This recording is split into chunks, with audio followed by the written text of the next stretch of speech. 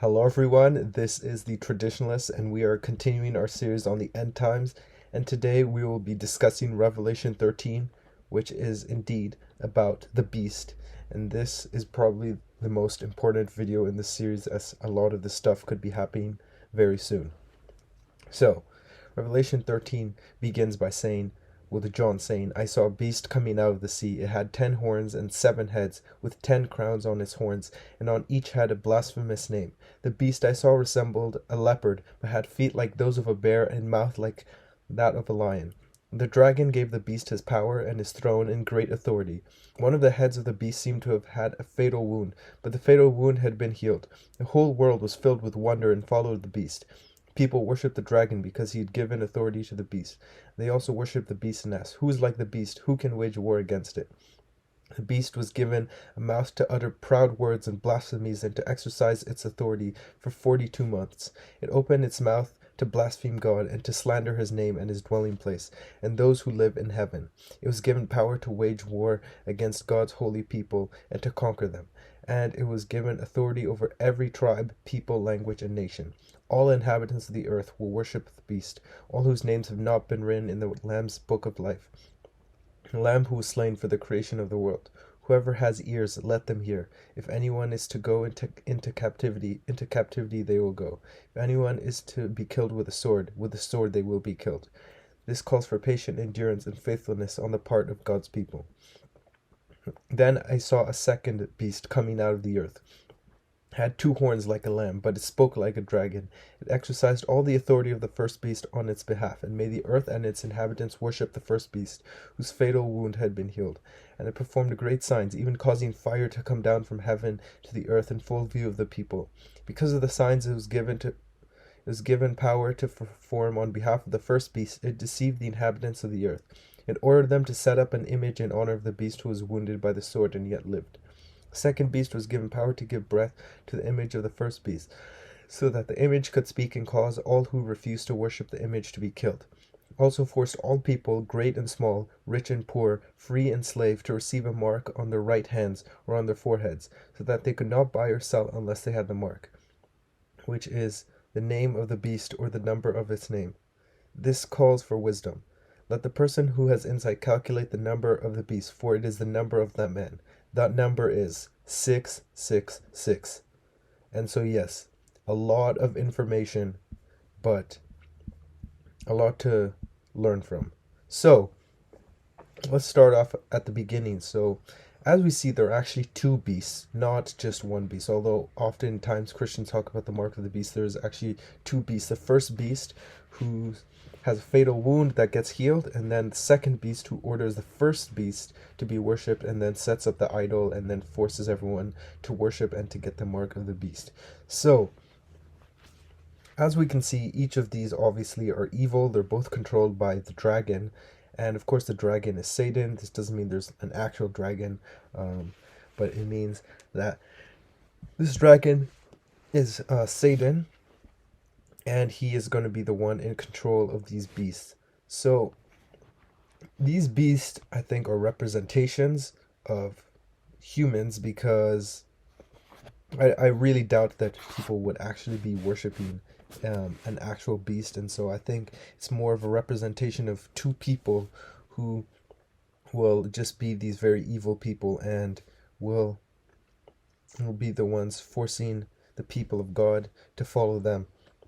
And so in description of the first beast, we see it has 10 horns and 7 heads, with 10 crowns on its horns, and all of them had a blasphemous name. And so one thing you got to look out for with this first beast is that it will be someone who is just super blasphemous, will always be insulting and berating God's name, and so when we go on to how he physically looks like, resembles a leopard, but has feet like those of a bear and mouth like that of a lion. And so basically what this means is, bears have very powerful paws, and so this is going to be a very powerful person with a mouth like that of a lion. Lions are known mainly for roaring, and so this person will be, someone who is very loud, and so will get people's attention, but also someone who impresses people, and so this might likely means that this person will, be someone who has great speaking abilities. And in fact, he will have a lot of power and abilities, because it says that the dragon, so Satan himself, will give him his power and his great authority. And so then, of course, in verse 3, it says that he will have a fatal wound that that will be healed. And so again, we don't know what this is. Maybe it's some head injury, whatever kind of injury. This guy will have an injury that will get healed, and this will cause people to really be astonished and worship it. And so yeah, they will just completely submit to this beast because of this incredible miracle. And so guys, you got to watch out, because some people think miracles don't exist or anything. I mean, these kind of miracles will happen, but this obviously will be a dark miracle, be a miracle from Satan, not from God. And so then it says that he will blaspheme and be proud for 42 months. And so 42 months is 3.5 years. And so that's a very key thing, because this beast will have power for 3.5 years. And during this time, he will use it to, just completely mock and insult God. And also, more crucially, it says after this, it will also have power to wage war against God's people and to conquer them. And so what this means is that maybe Christians will rise up and try to stop them. I'm not sure, but regardless, he will be in control militarily, and then he will use this power to persecute God's people. In fact, this beast not only will do this in one country, but he will literally have control over the entire earth. And so this is important to know, because nobody here will be escaping this. He will have authority over every tribe, people, language, and nation. And so the entire world basically will worship him. That is, everyone who's not in the book of life. So in other words, those who are not saved. And so you got to understand all this, because this guy will come out of nowhere, be in charge for 3.5 years, and everyone will be deceived and worship him. But if you follow God, you cannot be following this beast as well. And so and then also God warns us later on that some of us will be going into captivity and others of us will just be killed. But of course, the difference is that once you're killed for the faith as a martyr, you go to heaven, while if you die as anything else, then you'll just go to hell. And so yeah, even though of course this is worrying, and I hope this doesn't happen in my lifetime, but it very well could. You guys got to understand that this beast will be in control, but only be for 3.5 years. And so then we get over to the second beast.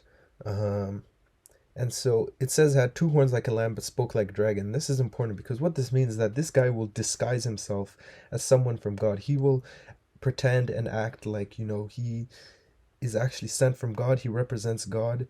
And so he'll probably be deceiving some Christians who don't really know what's going on. But remember, it'll speak like a dragon. And so what this means is that he will be controlled by Satan, probably will blaspheme as well. And he will make everyone else worship the first beast. And also, again, as we said, this second beast will also perform miracles. So, this isn't, again, it's not that these miracles will just stop. Like, this guy will even cause fire to come down from heaven, and he'll do this in front of everyone. I mean, assuming we have modern technology, it'll probably be, on the news, live streamed all over the world. And the main point is that, this will be someone who does great miracles. And so you also got to watch out for that, because some people who can do this, they might not be doing miracles with God's power. And so because of this power, in fact, it says that he will deceive the people of the earth. But yeah, eventually it will get to the point of what happened with Nebuchadnezzar, where they will build an image of the first beast and you will be forced to worship it. And if you don't worship it, then you will be killed. And so again, this beast, they won't accept or tolerate anyone not agreeing with it. Like, you will die if you don't worship this beast. And so you guys got to be ready, because whenever this beast does show up, it won't be an option. You'll have to either worship him or get killed. And most importantly, you also got to watch out for the mark of the beast, because it says everyone, no matter who you are, will be forced to receive a mark on the right hand and on their forehead. Um, and so you won't even be able to buy or sell at all unless you have the mark. And so again, that's something important to remember. In your forehead and on your right hand, that's something you'll do. And so essentially, to sum all this up, basically, we'll have the first beast. He'll heal himself, he'll deceive a lot of people, be in power for 3.5 years, blaspheming. The second beast will show up, he'll build a statue of the first beast, force people to get the mark, and then if they don't, just flat out worship the beast. I mean, first of all, if they don't get the mark, they won't be able to buy and sell, but after that, they'll be forced to worship the mark of the beast, the statue of the beast, and if they don't, they'll be killed. But again, that is where we get to the final verse where it says that the number is 666. And so I know, 666 has become a meme, and people are always like 666, conspiracy, Illuminati, whatever. But very few people actually know what 666 means. I mean, Christians do, but for those of you who aren't Christians, this is where it actually comes from. And sadly, a lot of atheists, they'll say 666, oh, so scary, but then they have no idea what it means. So then when the actual 666, which is the mark of the beast, shows up, they'll voluntarily take it just as the beast tells them to. And so that's what you need to know about the beast. Again, be vigilant, be prepared, but just know that if this does happen in our lifetime, do not follow him, because it is better to die and have eternal life than to get the mark of the beast and go to hell. But thanks for watching. I hope you enjoyed. Hope you learned something new, and God bless you.